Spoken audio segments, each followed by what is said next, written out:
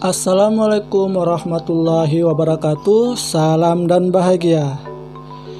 Kembali lagi kami dari kelompok 2A.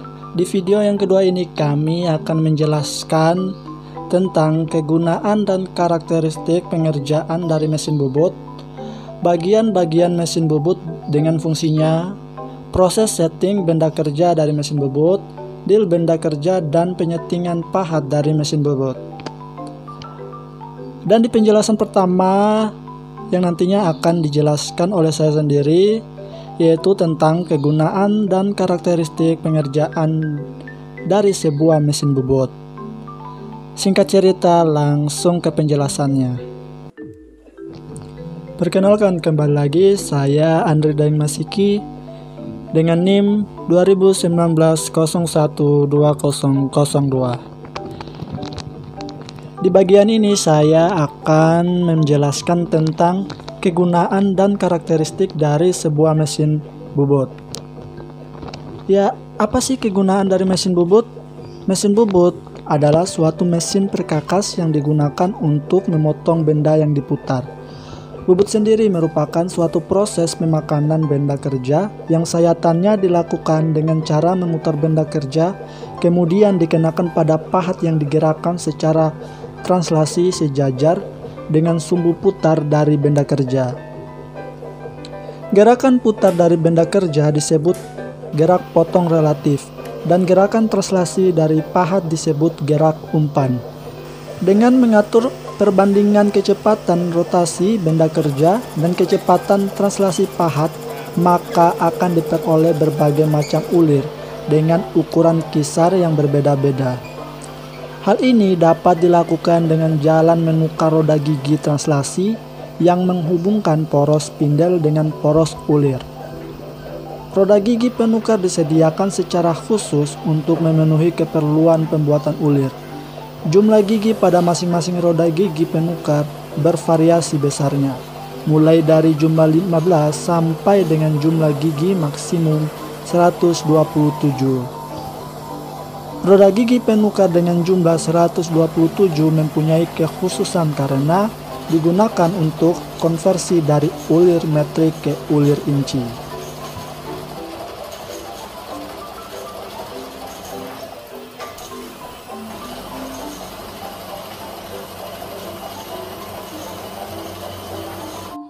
Lanjut poin yang kedua, yaitu bagian-bagian mesin bubut dan fungsinya. Di sini ada kepala tetap atau headstock. Ini dia bagiannya.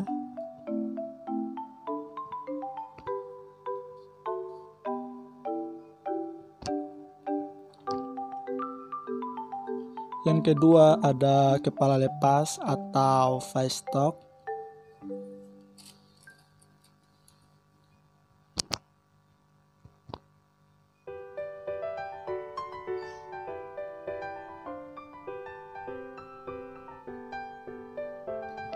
Dan di sini juga ada alat mesin atau bit.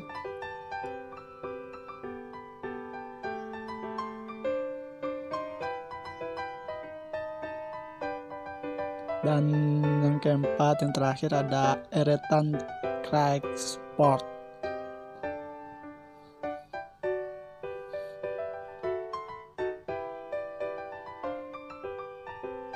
Selanjutnya, fungsi dari keempat bagian utama mesin bubut. Yang pertama yaitu kepala tetap, merupakan bagian dari mesin bubut yang letaknya di sebelah kiri mesin, dan bagian inilah yang memutar benda kerja yang di dalamnya terdapat transmisi roda gigi.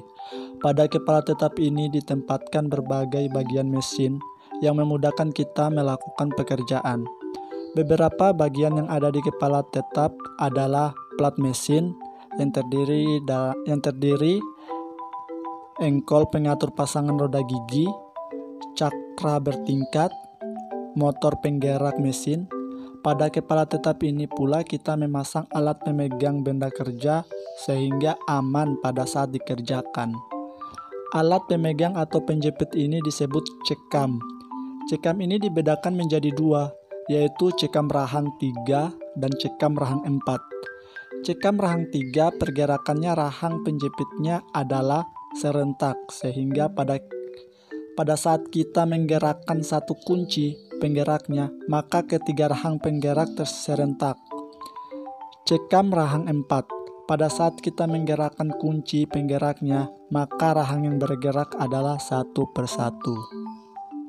Selanjutnya bagian kepala lepas, yaitu bagian dari mesin bubut yang letaknya di sebelah kanan dari mesin bubut, yang berfungsi untuk menopang benda kerja yang panjang.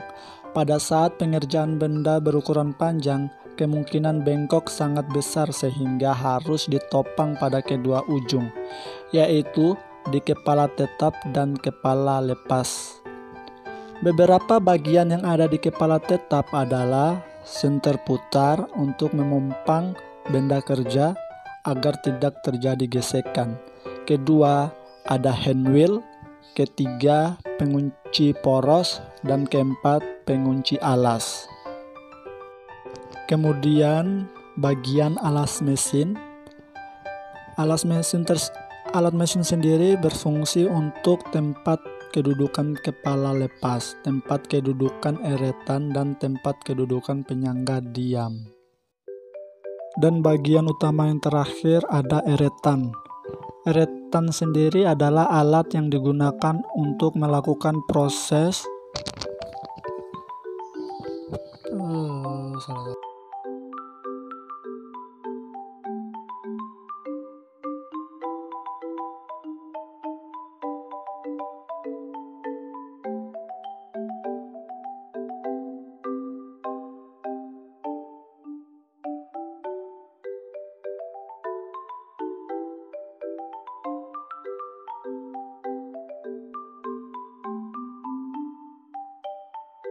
Salam dan bahagia, saya Nyomal Ursadewa, NIM 2019-012-005. Di sini saya akan menjelaskan tentang persettingan benda kerja.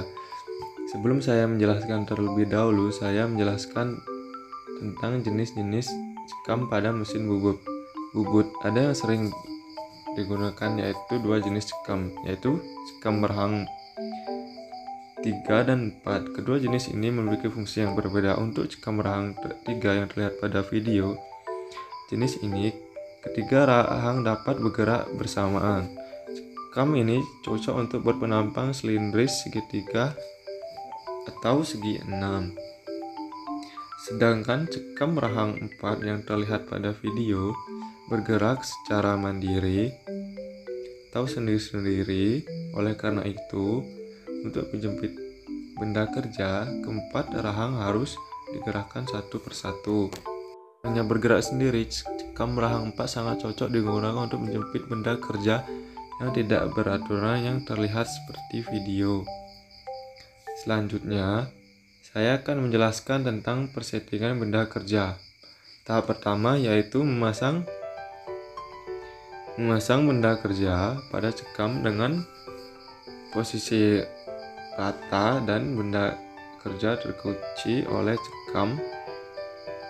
Pada saat pemasangan, sebaiknya diberi toleransi agar benda kerja terkunci secara kencang, yaitu dengan mengunci benda kerja sampai sepanjang 15 mm sampai 20 mm dari ujung cekam sampai dalam bibir cekam. Apabila benda kerjanya panjang, sebaiknya memberi toleransi kunci yang cukup panjang agar benda kerja tidak oleng atau tetap terkunci, karena pada saat mesin bubut dihidupkan, mesin akan berputar sangat cepat.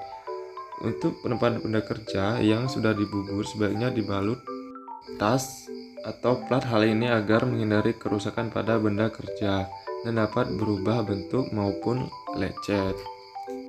Assalamualaikum warahmatullahi wabarakatuh.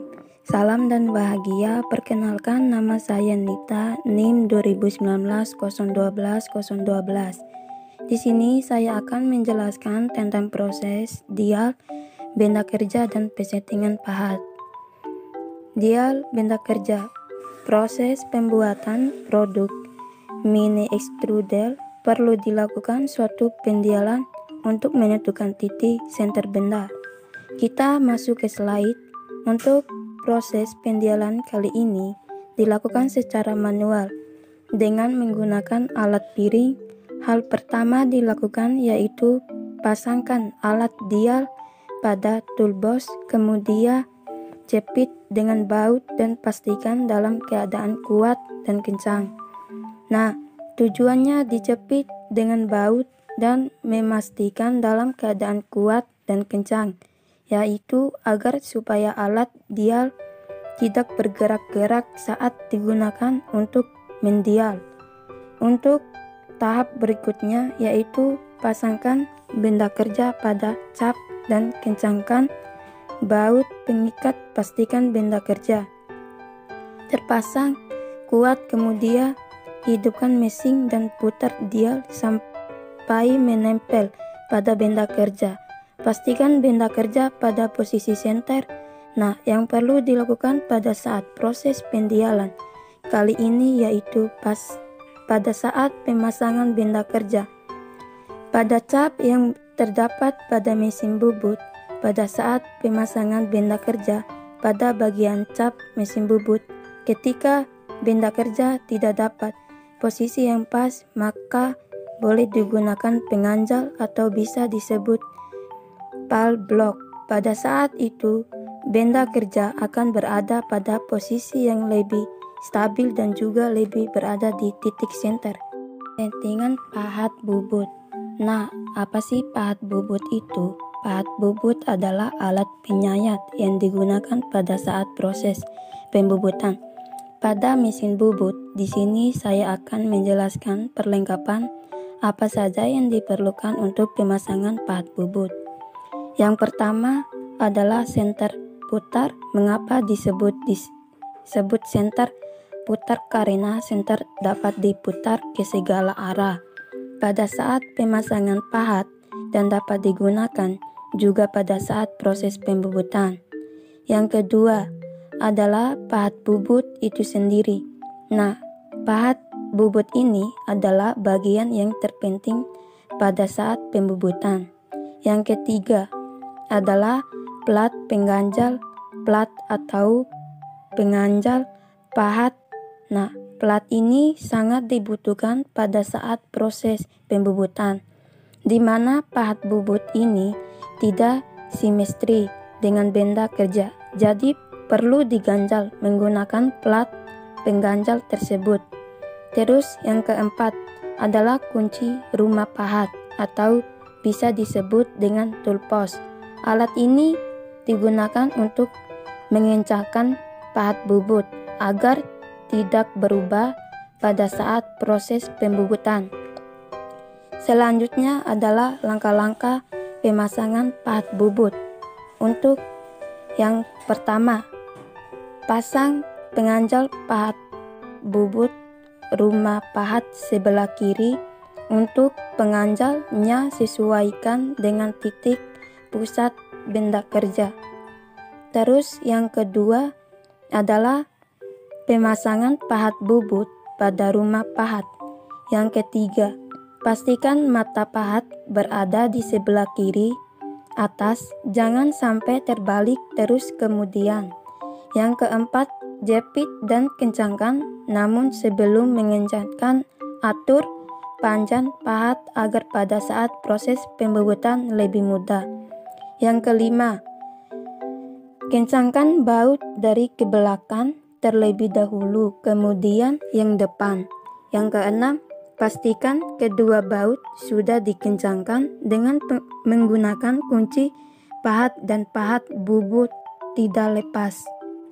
Langkah selanjutnya adalah dekatkan ujung mata sayat pahat ke ujung senter putar agar mata senter pahat setepat pada ujung senter putar. Maka selanjutnya adalah atur ketinggian mata sayat pahat bubutnya. Jika mata sayat pahat terlalu rendah, maka harus ditambah penganjalnya. Jika terlalu tinggi, dikurangi penganjalnya. Ketinggian ini diatur agar ujung mata pahat bisa sejajar, rata dan pas menyentuh ujung senter putar.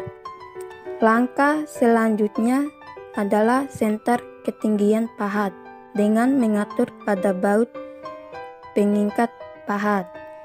Langkah berikutnya, kencangkan baut pengikat dengan baik.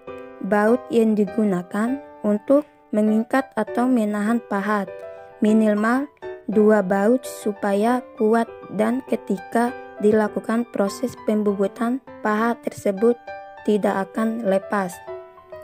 Langkah terakhir adalah periksa kembali kerataannya. Pastikan ujung mata sayap pahat menyentuh ujung senter putar dengan tepat sehingga ketika digunakan atas sayap pahat tersebut tidak akan lepas dan proses pembubutan akan berjalan dengan baik. Dan pastikan baut pengikat pahat tersebut benar-benar kencang dan kuat agar pahat tidak lepas. Dan jangan lupa didekatkan ujung mata sayap pahat ke benda kerja.